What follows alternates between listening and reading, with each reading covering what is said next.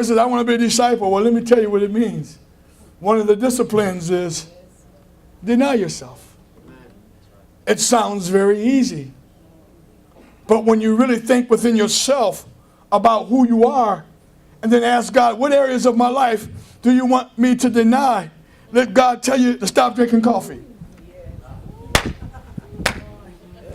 You want to be a disciple, huh? You want to be a disciple.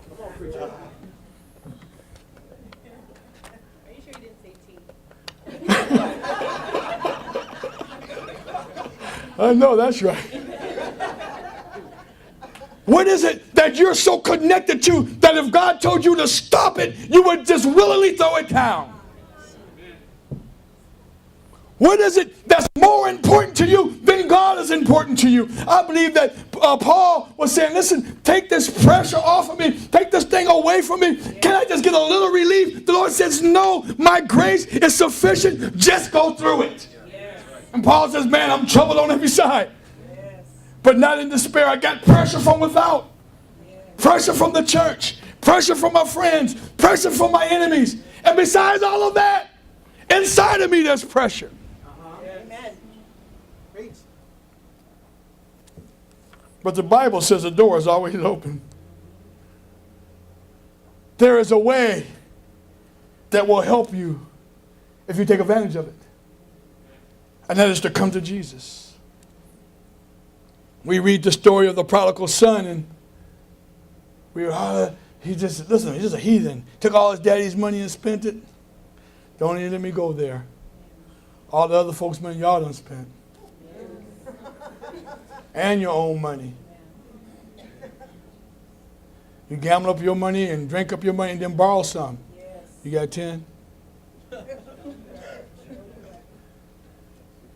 And because people love you, they give it to you. And in my situation, I spent so much of my own and so much of everyone else's, they didn't want to give me no more. I said, no, get on out of here.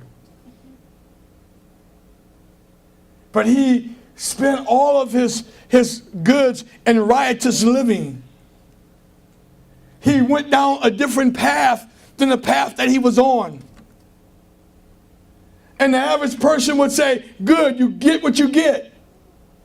You told you not to do all that, told you not to run that hard, told you not to drink that much, told you not to go there. Good. But we serve a God that's not like that.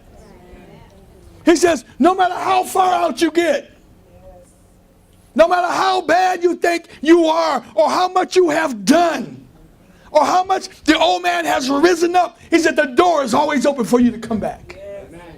That's right. I'm glad that God is the door, He is the way. Because so often people judge you and shut the door in your face. I don't know if anybody knows what I'm talking about. But you think everybody's going to help you all the time, but there are going to come times where people say, enough is enough. But God is not like that. It says His mercy endureth forever. He has ever loving kindness toward us. He says if you come to Him, He will in no wise cast you out. And sometimes people take the grace of God for granted, but nonetheless, God's grace is still there. And so Paul says that I always thought within myself, verily have thought within myself, to do many things contrary to the name of Jesus Christ, which things I also did in Jerusalem. And many of the saints did I shut up in prison, having received authority from the chief priests. And when they were put to death, I was glad about it. I gave my voice against them. In verse 11, he said, I punished them often in every synagogue. Wherever I found a Christian, I would punish them. And then I compelled them to blaspheme. I don't know if he put a gun to their head or put a sword to their neck.